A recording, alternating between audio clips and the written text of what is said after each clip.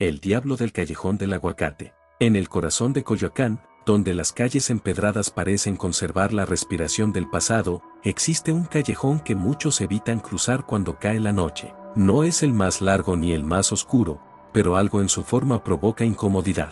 El callejón del aguacate se estrecha como si quisiera cerrarse sobre quien lo recorre. Durante el día parece inofensivo, casi pintoresco. Las paredes guardan humedad y las feroúles viejas proyectan sombras irregulares. Pero cuando el sol se oculta, el lugar cambia. Los vecinos dicen que no siempre fue así. Cuentan que en los años 50 ocurrió algo que marcó el sitio para siempre, un hecho del que no quedaron registros oficiales completos, solo rumores, notas perdidas y relatos transmitidos en voz baja. La leyenda habla de una figura que apareció una noche sin previo aviso. No caminaba como una persona común. Su sombra se movía antes que su cuerpo. Quienes la vieron por primera vez pensaron que era una broma, alguien disfrazado. Pero el miedo no tardó en instalarse. Un joven regresaba a casa después de una reunión cuando lo encontró.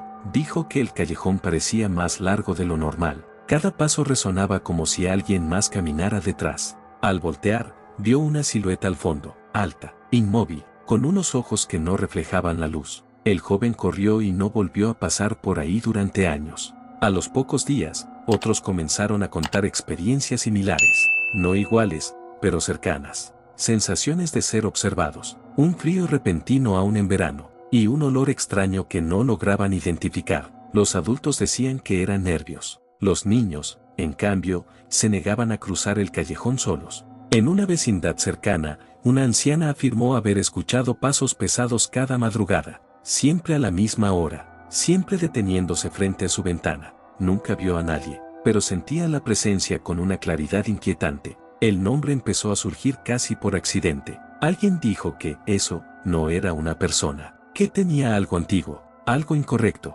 y alguien más respondió con una sola palabra: el diablo, no como una figura religiosa exacta, sino como una forma de explicar lo inexplicable. Con el tiempo, el apodo se quedó, el diablo del callejón del aguacate. Un policía de barrio aseguró haber visto algo una noche de ronda. Contó que la radio dejó de funcionar al entrar al callejón. Las luces parpadearon, y por un segundo creyó ver cuernos reflejados en un vidrio. Nunca volvió a patrullar solo esa zona. Los reportes oficiales hablaban de sugestión colectiva, pero nunca negaron del todo los sucesos, solo los minimizaron. En los años 60, un cine cercano proyectó una película de terror. Después de la función, varios asistentes tomaron el callejón como atajo. 3 regresaron pálidos. Uno no quiso hablar jamás del tema. Otro dijo que algo lo había llamado por su nombre, con una voz grave y cercana. Desde entonces, la historia comenzó a crecer. Cada década añadía un detalle nuevo, un matiz distinto, pero el centro siempre era el mismo: la figura que aparece, la sensación de no estar solo, el miedo que no se puede explicar del todo. Algunos vecinos aseguraban que el diablo no siempre se mostraba, que elegía a quien dejarse ver, como si el callejón fuera un umbral, y él, su guardián. Un sacerdote fue llamado una vez para bendecir la zona. Realizó oraciones discretas, sin ceremonia pública. Dijo que el lugar estaba cargado, no maldito, cargado, y recomendó no provocar lo que ahí residía. Con los años, turistas curiosos comenzaron a buscar el callejón, algunos por la leyenda, otros por simple morbo.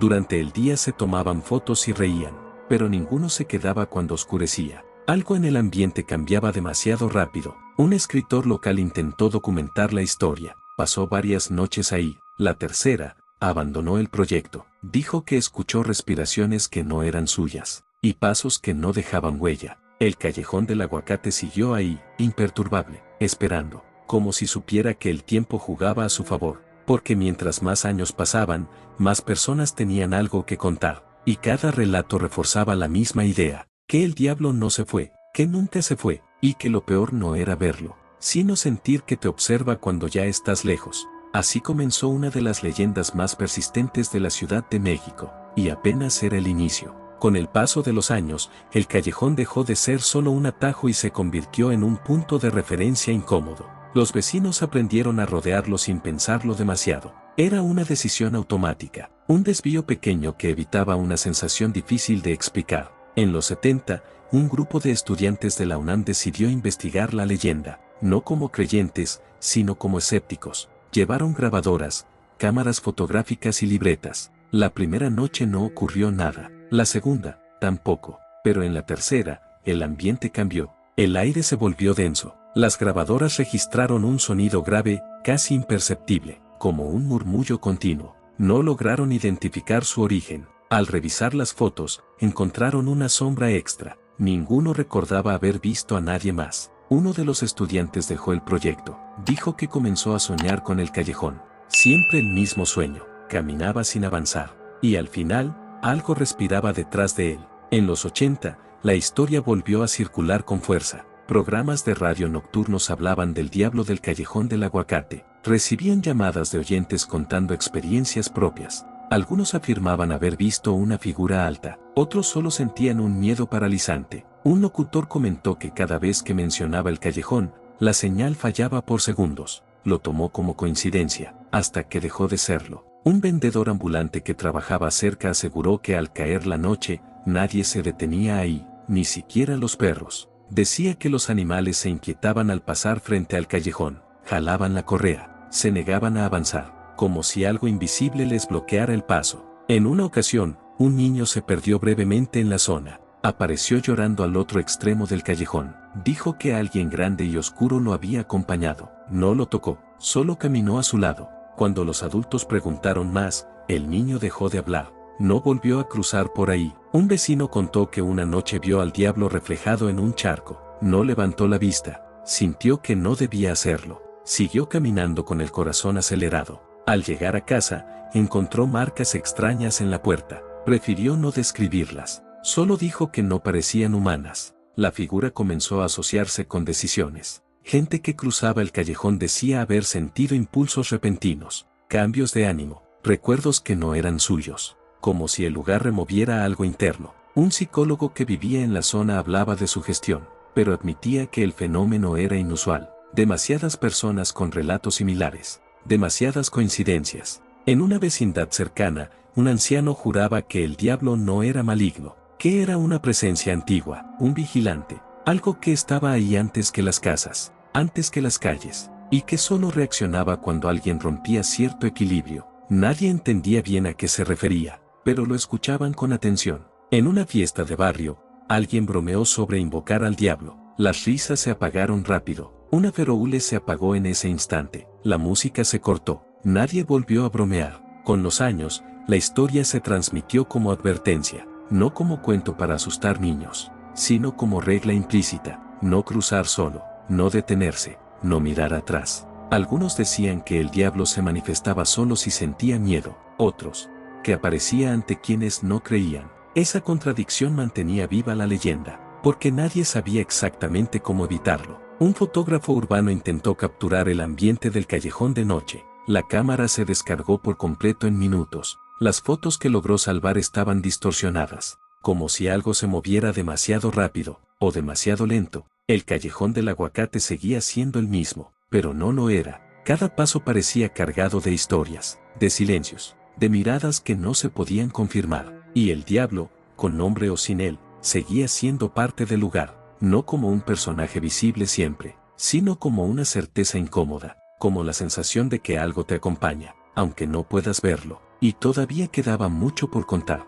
Con la llegada de los 90, la ciudad cambió de ritmo, pero el callejón permaneció atrapado en otra cadencia. Mientras alrededor surgían cafés, librerías y música, ese tramo seguía sintiéndose aparte, como si no perteneciera del todo al presente. Algunos vecinos decían que el tiempo ahí pasaba distinto. Relojes que se atrasaban, celulares que perdían señal. Personas que entraban pensando que eran segundos y salían jurando que habían sido minutos largos. Un repartidor aseguró que una vez atravesó el callejón y al salir ya era de noche. Juraba haber entrado con el sol a un alto. Pensó que se había distraído, pero no pudo explicarlo. En esos años, una restauración urbana intentó mejorar la iluminación. Colocaron nuevas lámparas. Duraron poco. Se fundían sin razón aparente, una tras otra, hasta que el proyecto se canceló. Oficialmente fue por presupuesto. Extraoficialmente, nadie quiso seguir. Una mujer que paseaba a su perro contó que el animal se detuvo de golpe al llegar a la entrada. Se sentó,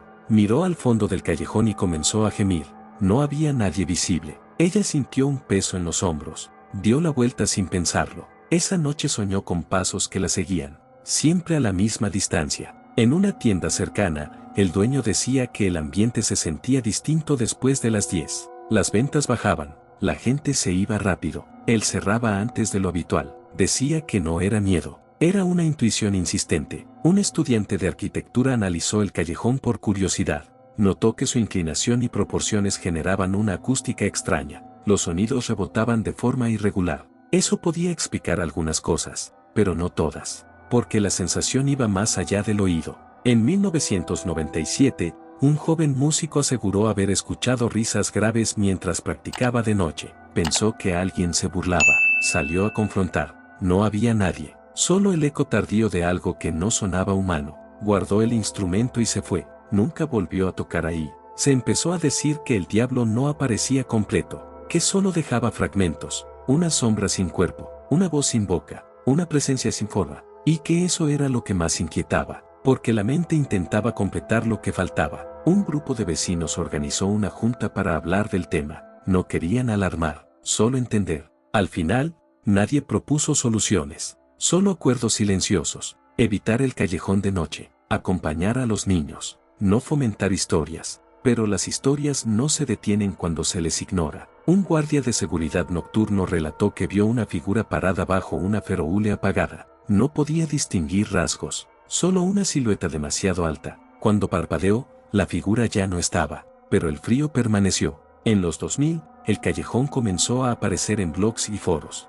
Gente joven compartía relatos heredados. Otros decían haber vivido algo recientemente. El patrón se repetía, la sensación de ser observado. El impulso de no mirar atrás, el silencio repentino. Un psicólogo que estudió varios testimonios escribió que el miedo ahí no era explosivo, era progresivo, se filtraba despacio, como una idea que no te pertenece, y cuando te das cuenta, ya está instalada. Una mujer embarazada afirmó que evitaba el callejón porque sentía rechazo físico, náuseas, mareo, como si su cuerpo reaccionara antes que su mente. Después del parto, la sensación desapareció, nunca supo por qué. Algunos decían que el diablo se mostraba más cuando había cambios importantes, mudanzas, decisiones difíciles, momentos de quiebre, como si se alimentara de la duda, o como si fuera un reflejo de ella. Un escritor intentó redefinir la leyenda. Dijo que no era el diablo, era el callejón, que el lugar había acumulado demasiadas emociones, miedo, culpa, expectativa, y que eso se manifestaba, pero incluso él evitaba cruzarlo de noche, porque las teorías no protegen del todo. Con el paso del tiempo, la figura se volvió menos explícita. Ya no se hablaba tanto de cuernos o forma humana. Se hablaba de sensación, de presencia, de algo que no quiere ser visto directamente. Y aún así, todos lo llamaban igual, el diablo del callejón del aguacate. Porque ponerle nombre lo hacía más manejable, más cercano. Aunque nadie estuviera seguro de quererlo cerca, el callejón seguía ahí, quieto, observando, y parecía esperar algo. Como si la historia aún no hubiera llegado a su punto más profundo, como si todavía quedara una parte que nadie quería contar. Con el paso de los años, el callejón del aguacate comenzó a sentirse menos como un lugar y más como un estado de ánimo compartido. Había personas que decían percibirlo incluso sin estar ahí, un escalofrío repentino al recordar el nombre, una incomodidad sin causa clara al ver una fotografía del sitio, como si la experiencia pudiera viajar sin necesidad de presencia física. En una casa cercana, una familia reportó ruidos suaves por las noches, no golpes, no pasos claros, algo parecido a un roce constante contra las paredes. Al revisar, no encontraban nada. El sonido cesaba al amanecer, nunca ocurrió fuera de ese horario. Un arquitecto retirado aseguró que el callejón estaba mal orientado, no en términos técnicos, sino simbólicos. Decía que algunos espacios quedan atrapados entre flujos, que no avanzan ni retroceden. Solo acumulan, y lo que se acumula, busca salida. Un joven que trabajaba como repartidor nocturno decidió cruzar el callejón por desafío. Quería probarse que no había nada. Avanzó sin detenerse. Al llegar a la mitad, sintió que alguien caminaba a su ritmo. No escuchó pasos, pero lo supo. Aceleró. La sensación se mantuvo. Al salir, tuvo que sentarse varios minutos para recuperar el aliento. No volvió a intentarlo. Una mujer afirmó que escuchó su nombre susurrado desde el callejón. Reconoció la voz. Era la suya. No una grabación, no un eco. Algo que sonaba idéntico. Esa noche no pudo dormir. En los días siguientes, evitó hablar del tema. como si ponerlo en palabras pudiera hacerlo regresar. Algunos vecinos empezaron a dejar luces encendidas cerca de la entrada, no por seguridad, sino por costumbre. Decían que la oscuridad ahí no era igual, que parecía más espesa, que absorbía. Un historiador local revisó archivos antiguos y encontró referencias indirectas, no al diablo, sino a disputas, tragedias y decisiones difíciles ocurridas en esa misma franja de terreno. Nada sobrenatural en papel, pero una acumulación constante de tensión, como si el lugar siempre hubiera sido escenario de rupturas. Un joven artista pintó el callejón desde la memoria, no usó fotografías. El resultado fue inquietante, las proporciones no coincidían con la realidad. El callejón parecía más largo, más cerrado. Cuando le señalaron eso, dijo que así lo recordaba, aunque nunca había estado ahí de noche. Se empezó a decir que el diablo no necesitaba aparecer porque ya había cumplido su función, que ahora solo observaba, como un testigo permanente, no juzgaba, no atacaba, solo estaba, y eso, para muchos, era peor. Un hombre mayor confesó que de joven había sentido una presencia ahí, pero no miedo, culpa, como si el lugar le recordara algo que había preferido olvidar. Nunca explicó qué, solo dijo que el callejón no inventaba nada, solo devolvía. En una ocasión, un apagón dejó varias calles a oscuras. Cuando la luz regresó, todos los focos se encendieron al mismo tiempo, excepto los del callejón del aguacate. Tardaron varios minutos más. Nadie reclamó, nadie llamó a la compañía eléctrica. Era casi esperado. En foros digitales, algunos decían que el diablo ya no se manifestaba como antes, que ahora era más sutil, más interno, que el miedo había evolucionado. Otros decían que eso era señal de algo peor, que cuando deja de mostrarse, es porque ya no necesita hacerlo. Un sacerdote que vivía en la zona fue consultado de manera informal. No habló de exorcismos, ni de bendiciones. Dijo que hay lugares donde la fe no entra porque no es una cuestión espiritual, sino humana, demasiado humana, y que eso los vuelve más difíciles de enfrentar. Con los años, el callejón fue quedando fuera de rutas comunes, no por obras, sino por elección. La gente simplemente dejó de usarlo. Se volvió un espacio suspendido, ni abandonado ni transitado, un hueco en el movimiento cotidiano, pero aún así, seguía presente, en conversaciones cortadas, en advertencias vagas, en miradas que evitaban ese punto exacto. El diablo del callejón del aguacate ya no necesitaba ser descrito, bastaba con mencionar el lugar, y el silencio que seguía decía más que cualquier palabra. Aún así, la historia no estaba completa, porque quedaba una última pregunta, no sobre qué era, sino sobre por qué seguía ahí, esperando, como si algo aún no se hubiera resuelto. El final de la historia nunca llegó con un suceso claro ni con una revelación definitiva. Llegó, más bien, como un cansancio colectivo. La gente dejó de preguntar, no porque hubiera respuestas, sino porque parecía que insistir no llevaba a nada bueno. El callejón del aguacate siguió existiendo en los mapas, pero no en las rutinas. Se convirtió en un espacio que se rodea sin pensarlo. Un vacío funcional dentro de la ciudad. Algunos nuevos vecinos preguntaban por qué nadie lo usaba. Las respuestas eran vagas. No lleva a nada. Es más largo. Mejor da la vuelta. Nadie mencionaba al diablo de inmediato, como si decirlo fuera reactivarlo. Un cronista urbano escribió que el miedo más duradero no es el que grita, sino el que se acomoda, el que se vuelve costumbre. Y el callejón era eso, una costumbre de evitar. En una ocasión, un turista cruzó el callejón sin saber la historia. No le ocurrió nada visible, pero al salir, dijo sentirse extraño, como si hubiera dejado algo atrás. No supo explicar qué, siguió su camino y nunca volvió. Eso reforzó una idea entre los vecinos, que el diablo no siempre se manifestaba, que a veces solo tomaba, no objetos, no personas, algo más sutil, la atención, la certeza, el descuido. Un hombre que había vivido toda su vida cerca del callejón murió de viejo. En su velorio, alguien comentó que nunca habló del tema. Otro respondió que sí lo hizo,